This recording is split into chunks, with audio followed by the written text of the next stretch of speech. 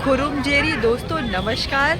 चस्का-ए ज़िंदगी के एक नए एपिसोड में आपका स्वागत है। मैं हूँ इम्फाल की बहुत ही प्रसिद्ध, बहुत ही ख़ास इमा मार्केट में। इमा मार्केट जो कि एक औरतों का मार्केट है और इसमें 4000 से 5000 जो औरतें हैं वही यहाँ पर पूरा जो खरीदने का काम है वो करती हैं और यहाँ पर मेन अलाउड नहीं है। ये बहुत ख़ास बात है यहाँ की। और एक और बात है कि ये काफ़ी ऐतिहासिक जगह है। 16th सेंचुरी से ये मार्केट इस्टेब्लिश्ड है और चला आ रहा है। तो मैं अब इस मार्केट के अंदर चलती हूँ और देखते हैं कि यहाँ पर हमें क्या क्या ख़ास मिलता है।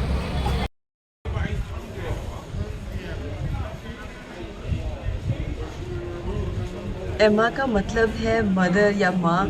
मदर्स मार्केट इसका लिटरल ट्रांसलेशन हो सकता है इंग्लिश में।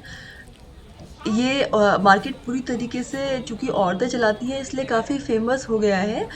हालाँकि जो मेरी इतने दिनों में अंडरस्टैंडिंग बनी है उसमें मुझे ऐसा लगता है कि मणिपुर में, या मैं तो इम्फ़ाल में ही हूँ अभी तक, इम्फ़ाल में आप कहीं भी चले जाएँ, घरों में, मार्केट में, बाहर, ये बड़ा मार्केट है, छोटे मार्केट्स में, सब्जियों की बाज़ारों में, या फिर जो खाने के स्टॉल्स हैं सड़क के किनारे वाले, उनमें भी वो ज़्यादातर डोमिनेशन शब्द मैं नहीं कहना चाहूँगी, बल्कि उसमें जो औरतों का पार्टिसिपेशन है वो कहीं ज़्यादा है हिंदुस्तान के दूसरे इलाकों की तुलना में, जो कि एक बहुत नई और अच्छी बात भी मुझे लग रही है। और यहाँ पर कपड़ों का जो मार्केट का हिस्सा है, वह मार्केट का, उसमें हम लोग हैं अभी। और फ़नेक बहुत ज़्यादा यहाँ पर मिल रही है, जो कि मणिपुर की पारंपरिक पोशाक है, जिसमें आप सभी लोगों को यहाँ पर देख रहे हैं जिसको पहने हुए।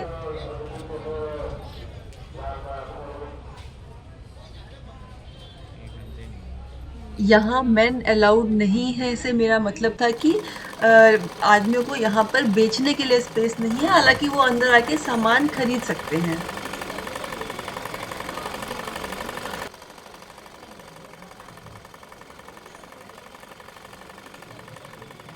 एमा मार्केट काफ़ी बड़ा है, जिसमें जो सब्जियों का मार्केट है वो भी अलग से है, और बाम्बू के बने हुए जो रोज़मर्रा के लिए यूज़फुल सामान होते हैं उनका भी मार्केट है अलग से। हालांकि मैं उसमें नहीं घूम पाऊंगी क्योंकि मेरे पास केवल 45 मिनट का समय है, जिसमें मुझे सामान लेना भी है और इसको घूमना भी है। तो इस वाले हिस्से में ही जो मुझे इंटरेस्टिंग चीज़ें दिखाई पड़ेंगी, उनको मैं देखते हुए और आपको दिखाते हुए आगे ले चलती हूँ।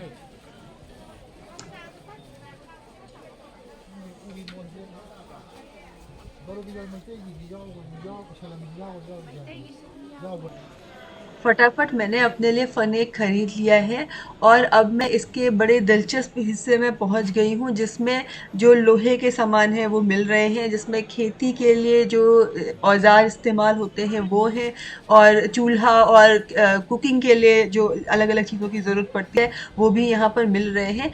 इसको मैं फ़्लाइट में लेकर के नहीं जा सकती हूँ क्योंकि ये अलाउड नहीं है। इसलिए इसको मैं ऊपर-ऊपर से देखती हूँ और उसके बाद फिर मुझे एक बहुत दिलचस्प चीज़ दिखाई दी है, मैं आपको वहाँ पर ले चलूँगी।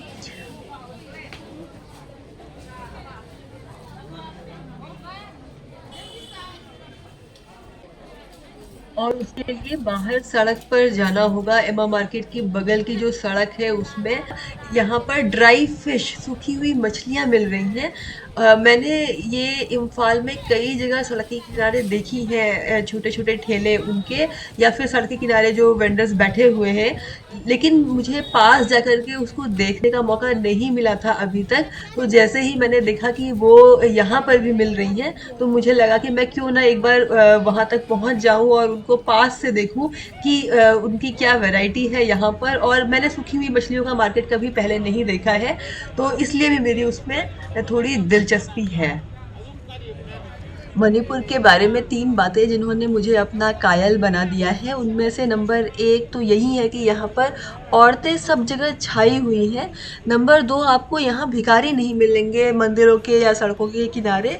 और नंबर 3 बात है कि बड़े जो ब्रांड्स हैं उनके शोरूम यहाँ पर नहीं है।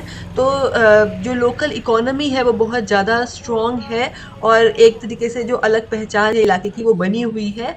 और इसके साथ ही मैं अपनी दौड़ती भागती हुई इमा मार्केट की सैर के भी अंतिम पड़ाव में पहुंच गई हूँ।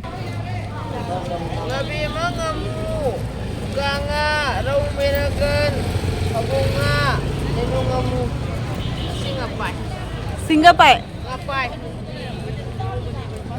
Gabi. Subjek nga. Sila lai nu ngamu. इसी के साथ दोस्तों आपको अभी मैं अलविदा कहती हूँ और हम फिर मिलेंगे जल्द ही। तब तक के लिए अपना बहुत बहुत बहुत ध्यान रखिए और देखते रहिए चस्काए ज़िंदगी।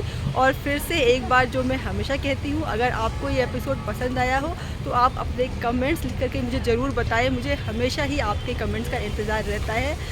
चलिए फिर दोस्तों जल्द ही फिर से मिलते हैं। Bye bye.